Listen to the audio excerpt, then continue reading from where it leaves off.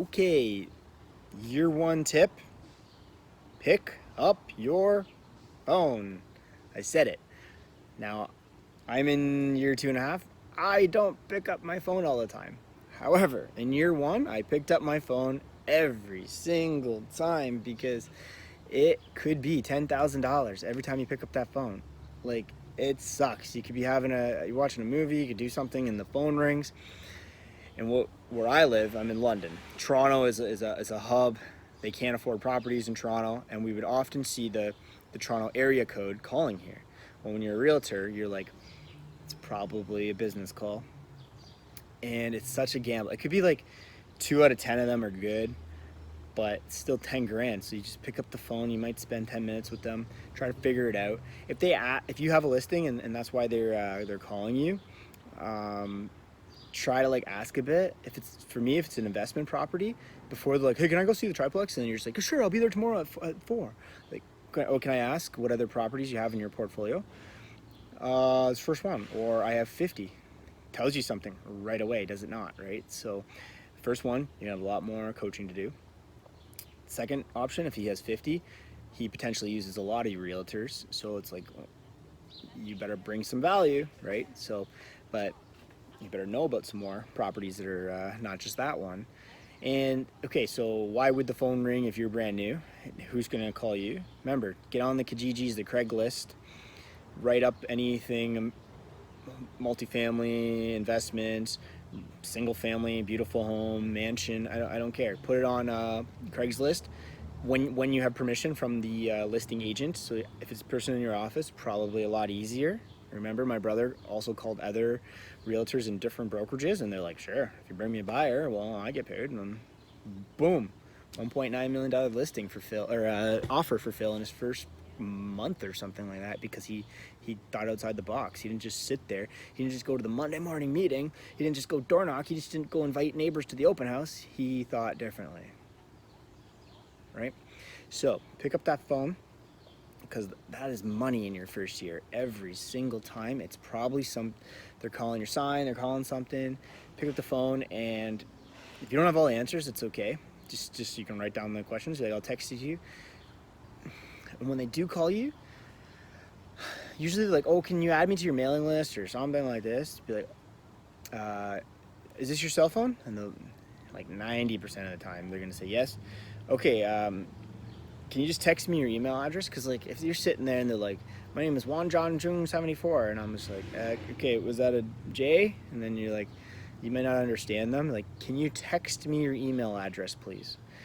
Oh, I'll do it right after this. We hang up. Okay, thank you very much. I'm gonna do it right now, they say. And then sometimes they literally don't. They forget. But you know it's their cell phone. Next thing you do is text them and you say, great to talk to you. Let me know about that investment property and send me your email. Jeff Wybo, Realtor, London, Ontario, something, whatever. And then more often than not, they at least get back to you and they'll say like, hey, thanks, Jeff. Here's my email address. Because like they can literally forget from 5 seconds after calling you, hanging up, that they're not even going to give you their email address. It's not their fault. They literally just put their phone down and said they'll do it later. So that's a great tip on that. And then your clients will really appreciate it when you are quick. Quick makes you so much money. Like I can't even emphasize it enough. Like even me this morning, like it's the beauty is when you're up early and you answer them if they text you and you get back. I know you guys want your personal life, but like this morning, I had a seller be like, should I take the TV mount off the wall? And I texted her back immediately, like, honestly, I'd just leave it. What do these things cost? Like 15, 20 bucks, something, maybe more. I don't know. You guys tell me. And I had another listing where he took it off the wall without me knowing. And I guess I should have briefed him. So my fuck up. And drywall damage causes huge hassle with the buyers, and like the lawyers were getting involved at the closing, and I'm like, oh my god, this is like $300 problem, and it's turning into something crazy. And my seller, like, I don't know, his shitty ass lawyer panicked. And if you're in the States, I don't know, I don't think it works like this, but like lawyer panicked and like they coughed up like $1,500 or something like that. So anyways, this morning I was just like, honestly, leave it, because this just happened, and my seller had to give him $1,500 to shut up off the purchase price, because he just was like, I need this property to close. I don't need 300 and I don't need 1,500. I need this property to close.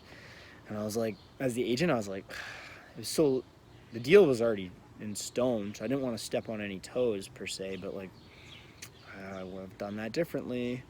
So quick, because I told her, leave that stupid mount on the wall. I probably just saved her $1,500 in headache, because then you need paint, then you need drywall, and anyways. So fast is good. Remember, your flippers ask you for what. Oh, this is gonna happen too. Your mom's gonna ask you, like, what does this property sell for down the road? Or your friends, and like, they might not even ever even use you. One, you probably don't even want to sell their houses as much as you think you do in your first year. You don't. They're just gonna be a pain in the butt, and they're gonna want to take less money off you. But they're gonna just want to know like what their neighbors sold for. Tell them as quickly as possible, because what it will do for you is when they go to work and they're in their little lunchroom, they're just gonna be like, oh, my friend's a realtor, and you might get that person, and that's the person you'd rather have than your best buddy. One of my best buddies didn't even use me, and I was being a little bitch in my first year about it, but now I'm like, oh, thank God I didn't. He was just buying with his girlfriend, and he was more or less it was one of those ones where the girlfriend was using her family agent, and my buddy was, whatever. You know what? Best thing that ever happened, because if you F up on that deal, you'll never hear the end of it, right? And usually, it's not like they're buying $1 million properties. It's whatever. Carry on. So pick up that phone. Make the money. Honestly, guys, pick up the phone. Bring the laptop everywhere. Pick up the phone. First year.